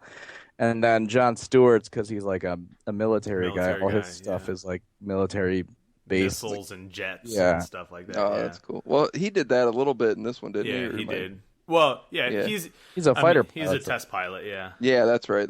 Yeah. So I don't know. I was thrown off by that. Like at one point, didn't he make like a roller coaster I or think something? so. Yeah. Or a racetrack? Yeah, it was a coaster racetrack. of love? Yeah, you guys go back and watch it, and we'll talk about it on a future show. But Let's keep singing while Justin tries to. Well, Justin tries to further the show. are you guys gonna go Are see? we all done with? We've Yeah. completely done with X-Men now. So Yeah, we did that way too much. It was too hard to We talk about. did. yeah, you're like, let's do a quick half-hour podcast. Like, well, we have Let's- way more shit on X-Men than half. I know. Let's make a pact right now to watch that movie in 2 years and then re-review it and then talk about how much it's not We as bad as enjoyed I it. remember. Yeah. Yeah. Well, Civil War II, the comic book, came out this week. I don't have a ton to say about it, but why don't we just chat about it right quick? Right off the bat, the art is amazing. I agree. Yeah, I agree. I liked the art in Zero better though, but the art is still amazing in number 1. But... yeah. I like the She-Hulk in Zero that they used. Oh, I yeah. thought she looked cool as She hell. could give a dog a bone. Yeah. Yeah. Oh, we did that already. We did this bit. That's right. Are we just I gonna thought spoil Civil War yeah, 2? yeah, That's let's the spoil biggest the thing shit that out of it. happened. Well, they're just killing characters left and right now. They're just like the cool thing to do. There's, meh. And Yeah. not even like some characters, like lots of characters. I was Yeah. so surprised that they killed 2 people. Well, and do you think Well, it's one is on the verge of death, and I like She-Hulk, and she's like my secret superhero. I like. Yeah, me too. Like, Well, do you think this is so shallow, but do you think that it's because they killed one person in Civil War 1 and now this is Civil War 2, so they had to up the ante and killed the 2 Civil War people? 1, the person they killed, no one cared about though. This one, They were well, I Did you guess notice War that they're- Machine hasn't had his own comic book for a while. Dude, yeah. I told you, also, I was horror hoping he movie trope. died in Hey, let's Civil kill the War, black the guy movie. first. Yeah, they did the black guys. Yeah, they did kind of. Well, they paralyzed him in that movie, but Yeah. Well, you know what? I'll tell you what I thought was interesting about this book. Just book 1. It's 40 pages, and I already kind of bitched about it, but it's $6, which I thought was kind of crazy. But it's one book, and in one book, 2 things happen in it that would normally necessitate an entire arc of stories, which is that first demon shows up, which would have been like a huge battle, a huge problem, and it was interesting to see that they defeated it with the help of the X-Men and Inhumans and all the sorcerers and the Avengers. I thought that was kind of crazy because that would normally, wouldn't that? I mean, didn't you kind of get the feeling that, okay, that could have been a whole entire thing? That Yeah, could have like been the a whole- fight. Well, I don't know. I'm almost but that explains the part like, why they were able to defeat it because they knew about it. that Ulysses kind of showed up and Gave yeah, them so- the contra code and they typed it in and up, down, left, right. Yeah. Okay. A B star. oh, that's all it was. Shit. Yeah. I thought that was a cool scene though. Did you guys like pour over that splash when they're like, that means that's the sound of the plan working, and then Thor flies through, and then Yeah. you see that Yeah, that's cool. all those characters, and you see like I think Iceman it's just and funny Old 'cause Man there's- Logan and characters that aren't flying. They're like, oh, we'll make Colossus throw Wolverine, and then She-Hulk have some sort of jetpack. So will Captain America and everyone else who just doesn't fly. yeah, She-Hulk's got a jetpack. That's funny. See, Justin, you I see rest my Nightcrawler. case. Marvel explains their flying, whereas DC doesn't. Well, I told you that I think DC explains it in the past. In the 60s they did. Now people just fly. And because like Wonder I know Woman there's had- like the fans get it. People just fly. It's fine. yeah, Yeah. Wonder Woman flew, but only She because used of to the have an invisible jet. plane. Yeah, Yeah, right. but now Oh, she yeah. just flies. Right, It's now like, she just flies. No one likes a jet. Just have her fly. I don't think she will anymore. They've rebirthed it. Good. The I- sitting and- position isn't. you know heroic. what? It makes for more grounded characters. Literally. Fuzzy. Pun. Fun. I liked it. I thought the dialogue was really good in it, like especially the Iron Man lines. I thought was like I could hear Robert Downey Jr. delivering those lines when I'm reading. Oh, it. yeah. Like I heard him. And you know that's why I'm so kind of excited about this comic is that Captain Marvel is pretty much the female Tony Stark. Like just because she's kind of fun. Like she's not like as bazingy. She doesn't have like all the quips and everything, but she's like, I don't know. She's kind of carefree with how she uses her language, and it's just kind of fun. And to see them kind of having discussions is beyond like a catastrophic event, because this ends with like a really successful event, or I'm sorry, begins with a really successful event where like Civil War starts with, you know, an explosion near a school that kills a bunch of kids and things like that. This begins with them successfully defeating this huge, potential terror. This demon is like 6 Empire State Buildings. Yeah, it's huge. I don't know if he's huge. Yeah, and they easily dispel of him. Literally. With dispel. With no catastrophe, no injuries, no nothing. I just got that pun. And then, and they're doing a little party at Tony's place, kind of celebrating the fact that they're all together and were successful. Which is a parallel to, or it's a kind of like an anti-parallel, but not perpendicular to the the Civil War when Stop they were all using gathered. math terms. That's not a math term. That's a. It's congruent to the Civil. Yeah, so they had that get together in the original Civil War, but it was a much different tone where they were discussing, what the hell's going on. And this was like this big happy party. We did it. It was kind of cool to see. Yeah. I like the differences between the books. Again, having recently read Civil War for the first time and now kind of transitioning into Civil War 2, I thought it was cool how it plays off of the other book. And again, it's kind of like the opposite. But I like the because this Ulysses character is new and he definitely raises some potential concerns, and I think Tony is really validated in his concerns as, the end of the book has the death of Rhodey and probably the death of She-Hulk. I don't know. See, I got the death of her, but I'm not sure. I think so too. The big thing I got from her is it seemed like she flipped, because in Civil War 2 Zero, she was against it. She was against this idea of foretelling the future and changing the future and convicting people who haven't done crimes yet. She was defending the criminal that didn't. Yeah, the jester who got killed. Yeah. And in this one, by the end, in her deathbed, did you pick it up where she seemed like she flipped on the issue? Yeah, which now I'm like, is that inconsistent then with number 0 then? Like, shouldn't she not do it? Because now she's like, no, you're right, Carol, keep doing that though. Like, yeah, because now fight for the future. Yeah, because now I'm dead. So I changed my mind. Yeah, so maybe that's a misstep then. It might have been. It's either a misstep it's a or minor just because of the situation Did you guys find it interesting though? Because Civil War 2 issue 0 came out on Free Comic Book Day, which was in early May. And Civil War 2 number 1 came out last week, which was like, what was that, May 27th or something like that? I feel like that's right. 25th.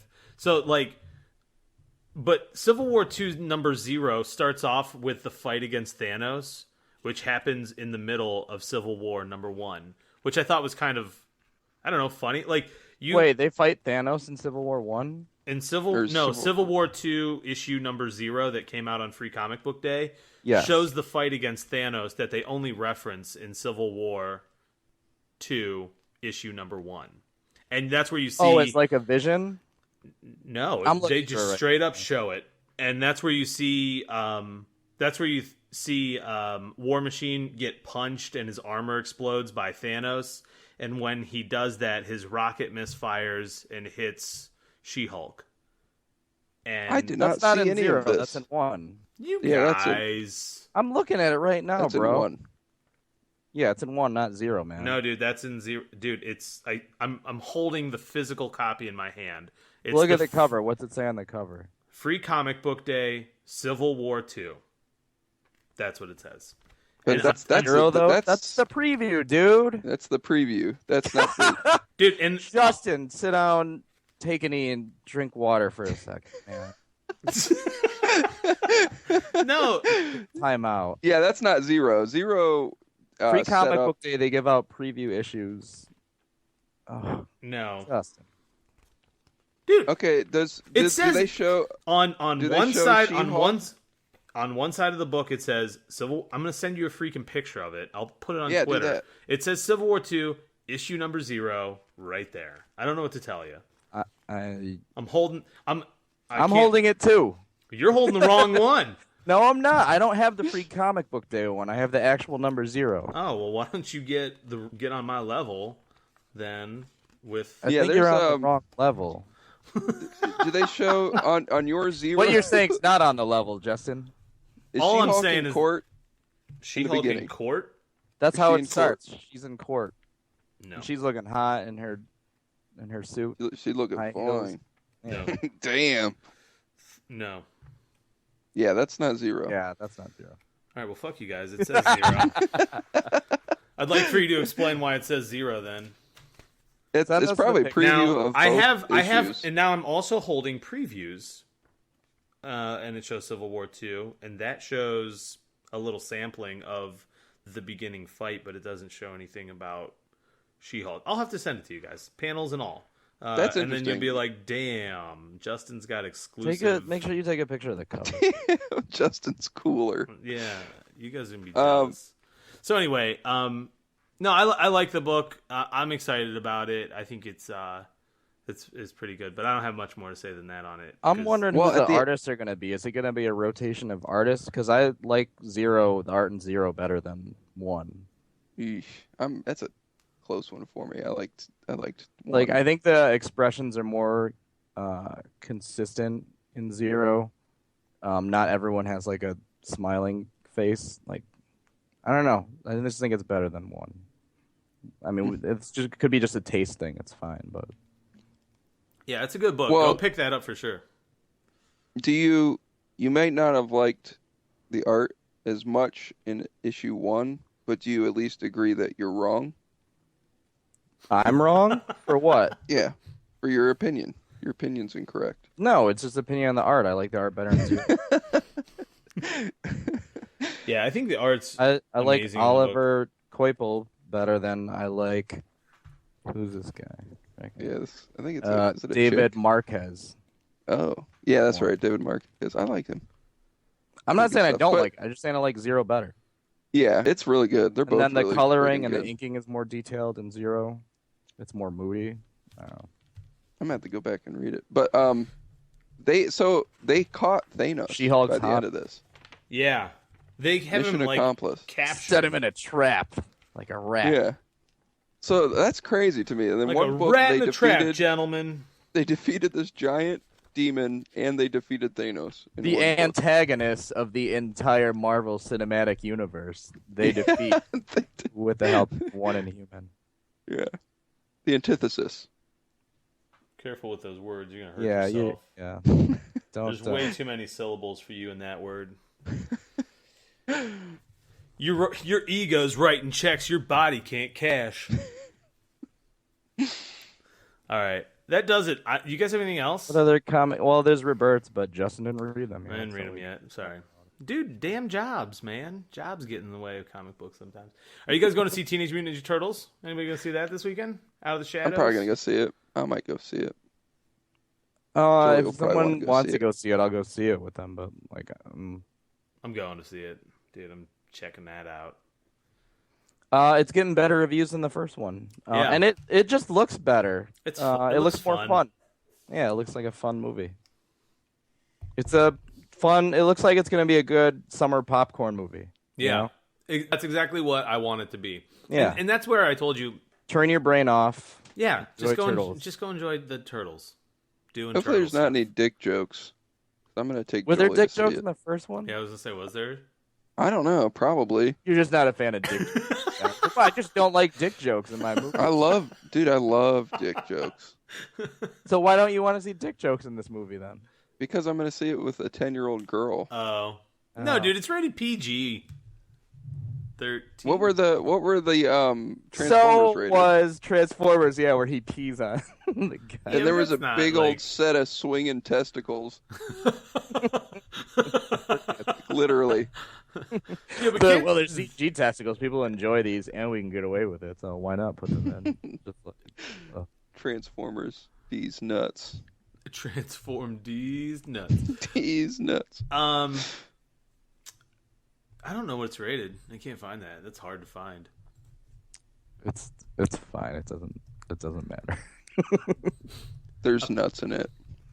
I just started typing TMNT out of the shadows, and the immediate thing that popped up was after credits scene, which, like, oh no, they're doing it too. I know. Now it's kind of like... Now it's a thing. Yeah. Well, and so I think we kind of roasted Batman v Superman for not doing that, but now I think that we're seeing it like in every other movie. It's like, yeah, maybe that's not good for everybody to do. Maybe that should just be a Marvel thing only. You just start seeing it in like serious movies. Yeah, like... Oh, yeah, there was one in X-Men. Did you watch? Stay tuned for the after credit scene from Schindler's List. Yeah. Just like... The English Patient after credit scene. They did the Nathaniel Essex. It was stupid. It was dumb. I'm sorry. I didn't like Actually, it. isn't the first after credits is the scene that's referenced in Deadpool is Ferris Bueller's Day Off. Right. Like, the movie's over. Get out of here. Why are you still here? Go. Go. That was great, though. Oh, we are going to have cable. Oh, that's right. Wait, did they pick a cable? I don't know, but that's what he says. Can we talk about that? Oh, who do you guys have a pick from cable? Did you like? I liked your pick. I like your pick. Picked Kevin Nash. Should I say why?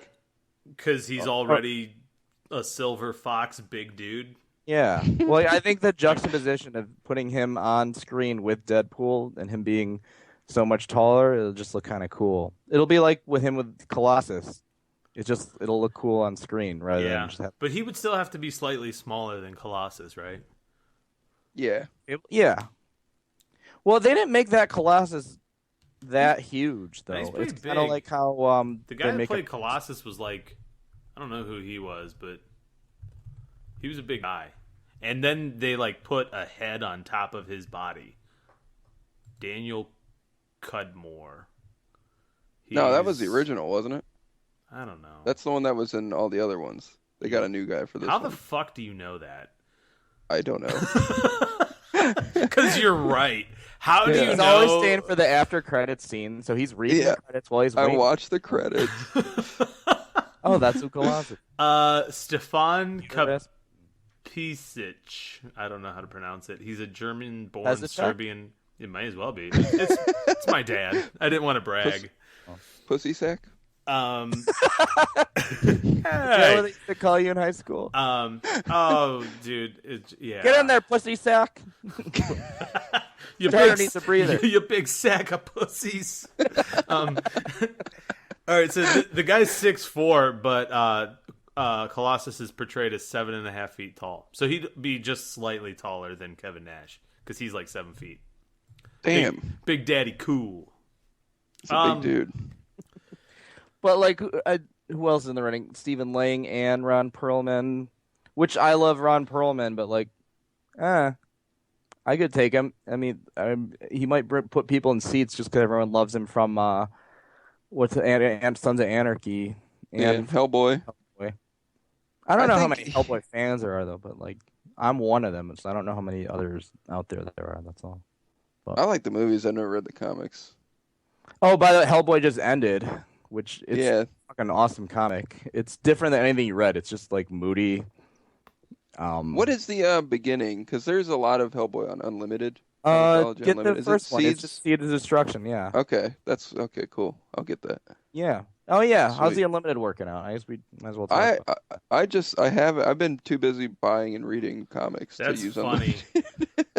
You get the free Unlimited, and yet you're still just buying. See, that's why, right? That well, it's Marvel and DC. Just get it and forget about it. That's what they're hoping everyone does. Yeah, like a gym membership and Netflix. Like every once in a while, I just won't watch anything on Hulu. Well, I'll be honest with you. Primarily, I use my Hulu account to watch Seinfeld. So I pay $8 a month to watch Seinfeld. $8 a month for Seinfeld. Yeah, but I own it. I have the whole series on DVD. So it's like dude, I have so many movies on DVD that I just watch on Netflix. I basically pay $8 a month for the convenience of not having to change discs. So that's basically what I'm paying $8 a month for now. we'd be remiss not to finalize the podcast by, farewell to Muhammad Ali that passed away today. Oh, yeah. Who graced the covers of comic books when he fought Superman, boxed Superman. He also appeared in more recent comic books. He was in the new Watchmen series that came out before the Watchmen. He was also in I'm trying to remember now. But he's been in several comic books, always depicted as, fighting other I just got to say, like, he was before our life, like when he was in his prime, but like how big of an impact was he that he was the athlete, and they're like, put him in the comic books fighting our best superhero. Yeah. We'll have Superman box Muhammad Ali, and like, what do we don't have that today. You're not looking at like Colin McGregor fighting Daredevil or anything. You know what I mean? Right. Like, that's pretty fucking huge. Like, everyone knows who this is. Put him in the books. People enjoy it. Like, has anyone been that famous? No. Since then? No, not that huge. I mean, he transcended sports. He was a cultural icon too. Did a lot for, social activism and things like that as well. And, yeah, I mean, you're right. Like, we don't probably realize the impact as much as others, maybe that are older than us do. But, like you said, if this guy's just a normal human being and he graces the cover of a comic book fighting Superman, whose only weakness is kryptonite, that'll just let you know, what an impact he was. But yeah, he was also in New Frontier, the DC New Frontier. He is? Oh, I'm gonna yeah. He fights Ted Wildcat Grant. Oh man, Wildcat. Yeah, and then before Watchmen, in the Comedian series, he fights. Oh, no so, can I always say I've always liked Wildcat's costume because it's so stupid, but I like he just wearing a cat suit. Yeah. And he has no powers either, right? He just wraps his hands and punches things. Yeah. But he beats Muhammad Ali. Oh. Yeah, I know. Well, we'll have to. Well, it's not Muhammad Ali. It's a young Cassius Clay. Yeah. Okay. So, he doesn't have Allah powers yet. Oh, that's why he became such a good boxer, because he's like, I'm never gonna lose to someone in a cat suit ever again. And then he became Muhammad Ali. Yeah. There you go. That's his origin story. Muhammad Ali's origin. All right. Well, that does it for this week's episode of the Best Friends Podcast. Thanks for tuning in. We'll see you next time. Bye. Bye, Excelsior.